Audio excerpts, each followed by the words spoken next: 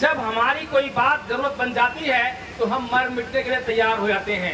आज हम लोग इस बात को समझ चुके हैं कि हाँ, ये 1 एकड़ जमीन जो है हमारी जरूरत बन गई है। अब इसके बिना हमारा गुजारा नहीं हो सकता, अब इसके बिना हमारे मान सम्मान और स्वाभिमान की रक्षा नहीं हो सकती। इसीलिए आज हमने निर्णय लिया है, सुबह से भूखे प्यासे बैठे हैं और अंतिम दौर तक यहाँ पे जीने का अधिकार चाहिए।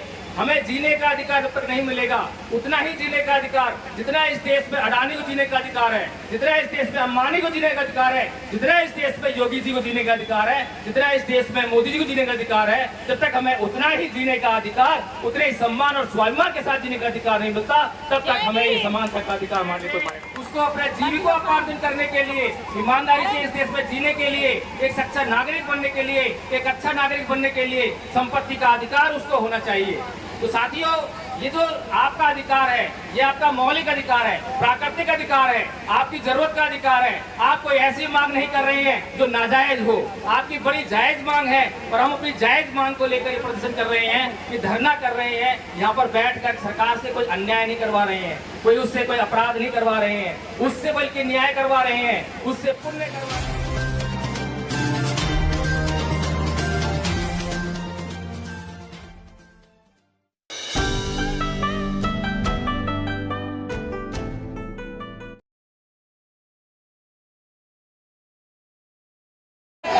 अभी तो एक लड़ाई है, अभी तो एक लड़ाई है। सम्मानित साथियों, आप घबराइए नहीं। साथियों, हमारे साथी आपसे बात करेंगे, दिल्ली से चल के आए हैं, एडवोकेट जयदीन प्रकाश, जो आपके बीच में अपनी बात रखेंगे। मैं अनुरोध करता हूं कि अपनी बात रखेंगे। जोरदार ताली बजा के स्वागत करिएगा। लगातार देश भर से लोग आपके बीच में आ रहे हैं। सबसे पहले आप लोगों को मेरा जय भीम नमो बुद्धाय।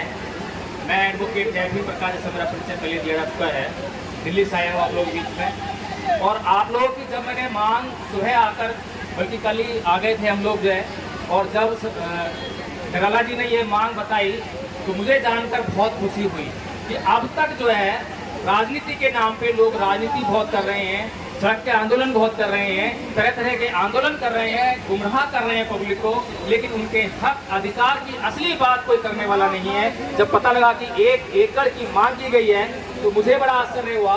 मैंने निराला जी से पूछा कि 1 एकड़ जमीन कैसे मिलेगी, क्या इतनी जमीन सरकार के पास है?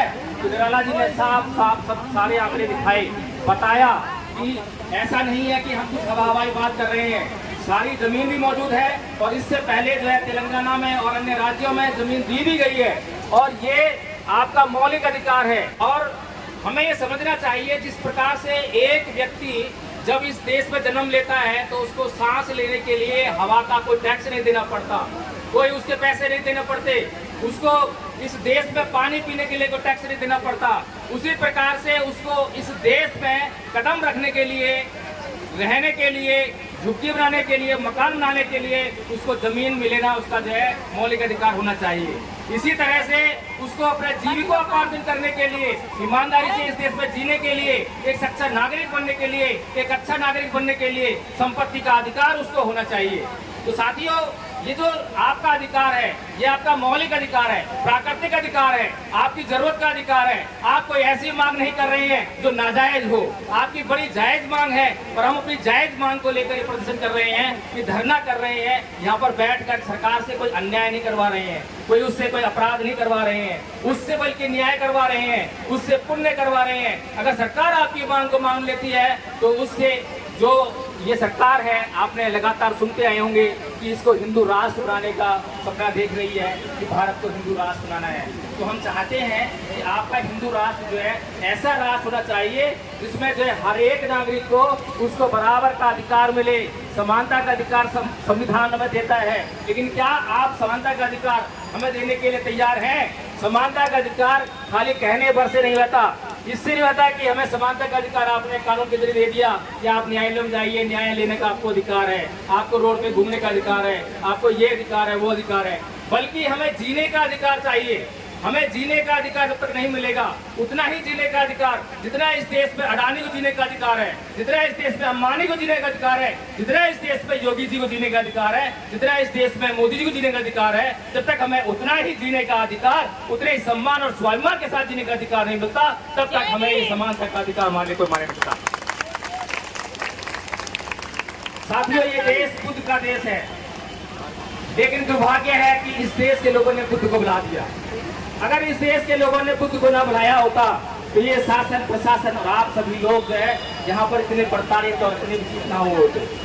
भगवान बुद्ध ने इस देश को, पूरे संसार को संदेश देते हुए कहा कि ना ही वेरेन वेरान समंति दाचनन अवेरेन चे समंति ऐस धम्मो सनंतनो, कि वैर से कभी वैर शांत नहीं होता, अवैर से ही वैर शांत होता है। आज सुबह से अब तक इस प्रशासन को ये अम्बेडकरवादी लोगों ने यही समझाने का काम किया है, लगातार आपको मन से यही बताने का काम किया जा रहा है। पुलिस प्रशासन हो सकता है आक्रोश में आ जाए, हो सकता है कि यहाँ की जो सरकार है जो कि ये नहीं चाहती है कि आपके साथ में न्याय हो, और जब उसका कोई ऐसा आदेश आए तो आपके ऊपर लाठी चार्ज हो जाए। तो मंच के माध्यम से आपको यही कहा गया कि लाठी को पकड़ना भर, लेकिन पलट कर वार मत करना। ये भगवान बुद्ध की वाणी है, भगवान बुद्ध के सिद्धांत चलने वाला देश है।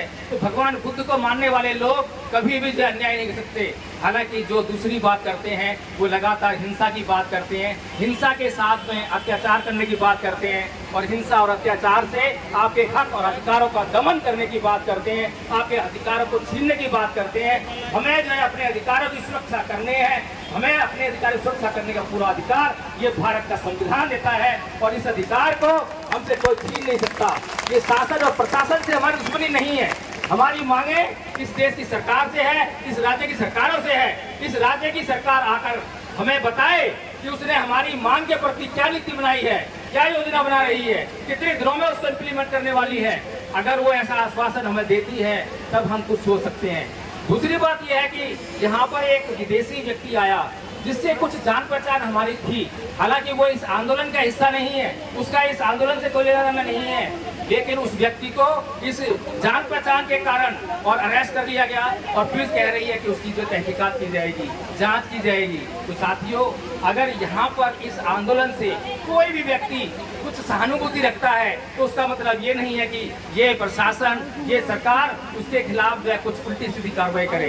तो मैं ये चाहूंगा कि हम लोगों को कुछ सहानुभूति रखने वाले विदेशी व्यक्ति की भी सहायता करनी है। जब तक उस व्यक्ति को रिलीज न कर दिया जाए तब तक हमें जो है कोई भी यहाँ पर ऐसा निर्णय नहीं लेना है जिससे कि उस व्यक्ति पर कुछ हाथ आ जाए। तो हमें पूरी हो, मेरी मांगे पूरी हो, मेरी मांगे पूरी हो, मेरी मांगे पूरी हो, मेरी मांगे पूरी हो। जब हमारी कोई बात जरूरत बन जाती है तो हम मर मिटने के लिए तैयार हो जाते हैं। आज हम लोग इस बात को समझ चुके हैं कि हाँ, ये 1 एकड़ जमीन जो है हमारी जरूरत बन गई है। अब इसके बिना हमारा गुजारा नहीं हो सकता, अब इसके बिना हमारे मान सम्मान और स्वाभिमान की रक्षा नहीं हो सकती। इसीलिए आज हमने निर्णय लिया है, सुबह से भूखे प्यासे बैठे हैं और अंतिम दौर तक यहाँ बैठने के लिए तैयार हैं। तो मैं धन्यवाद करता हूँ, बार बार धन्यवाद करता हूँ निराला जी का, उन्होंने इतना महत्वपूर्ण मुद्दा आप लोगों के बीच में लेकर आए। और सबसे बड़ा धन्यवाद आप लोगों का कि आपने उस महत्वपूर्ण मुद्दे को समझने का काम किया और निराला जी के साथ में यहाँ पर कंधे से कंधे मिलाकर यहाँ पर होने का काम किया। इसी आप अपनी बात करता हूँ। जय भीम। बाबा साहब अमर रहे।